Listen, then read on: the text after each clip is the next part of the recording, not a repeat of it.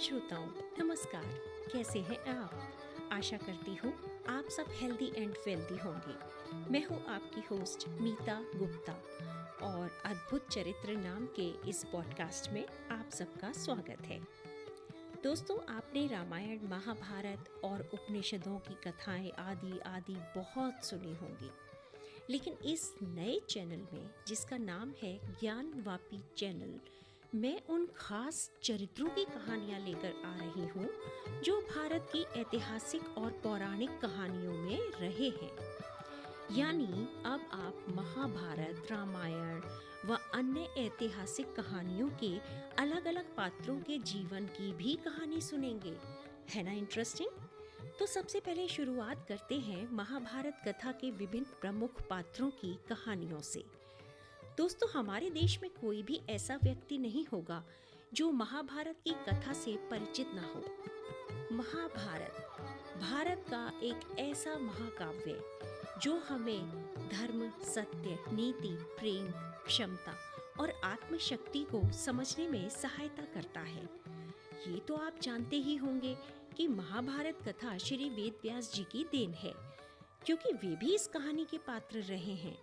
इसलिए वेद व्यास जी ने ये कहानी सबसे पहले अपने पुत्र शुकदेव जी को सुनाई थी। फिर शुकदेव जी ने ये कहानी गंधर्वों, राक्षसों और यक्षों को सुनाई थी। कहते हैं देवताओं को ये कहानी महर्षि नारद जी ने सुनाई थी, परंतु मानव जाति में महाभारत कथा का प्रसार महर्षि वैशंपायन के द्वारा हुआ था, जो वेद व्यास जी के प्रमुख शिष्य थे। दोस्तों, वैसे तो महाभारत कथा महर्षि वेद व्यास जी के मानस पटल पर अंकित थी, लेकिन वे इस कथा को लिपिबद्ध अर्थात लिखना चाहते थे, ताकि चिरकाल तक ये कथा इस धरती पर एक ग्रंथ के रूप में पढ़ी जाती रहे। तो इसके लिए उन्होंने ब्रह्मा जी से सलाह की। कुछ सोचकर ब्रह्मा जी ने कहा कि भगवान गणेश ही इस ग्रंथ को लिखने में समर्थ हैं। तो वेद व्यास जी ने गणेश जी से इस ग्रंथ को लिखने की प्रार्थना की। गणेश जी इस कथा को लिखने के लिए मान तो गए, लेकिन गणेश जी ने वेद व्यास के सामने ये शर्त रख दी कि जब मैं लिखना शुरू करूं तो मेरी लेखनी रुकनी नहीं चाहिए। व्यास जी ने ये शर्त मान ली, परंतु वेद व्यास जी ने भी भगवान गणेश के सामने एक शर्त रख दी कि आप जो भी लिखेंगे तब हर श्लोक का अर्थ ठीक ठीक समझकर ही लिखेंगे। गणेश जी ने भी ये शर्त उनकी मान ली। अब जब तक गणेश जी किसी श्लोक का अर्थ समझने लगते, इतने में वेद व्यास जी एक नया श्लोक बना लेते। तो इस तरह महाभारत की कथा लिखी गई। तो क्यों ना महाभारत कथा को लिपिबद्ध करने वाले गणेश जी के चरित्र से ही इस पॉडकास्ट को शुरू करें, क्योंकि कोई भी शुभ काम करने से पहले गणेश जी की ही पूजा की जाती है ना?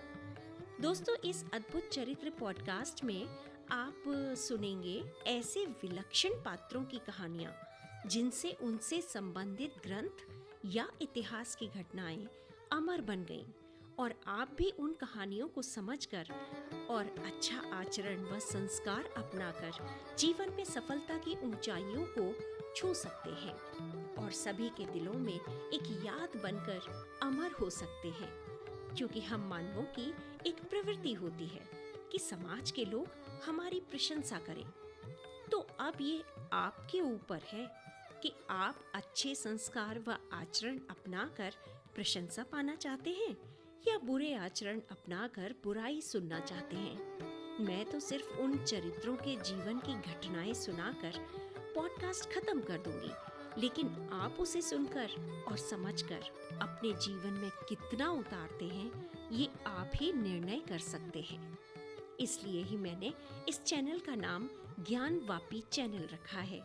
ज्ञान का अर्थ है नॉलेज और वापी का अर्थ होता है कुआं, अर्थात हर तरह का ज्ञान देने वाला एक कुआं, जिससे आप ज्ञान की बाल्टी निकालकर अपनी जिज्ञासा की प्यास बुझा सकते हैं।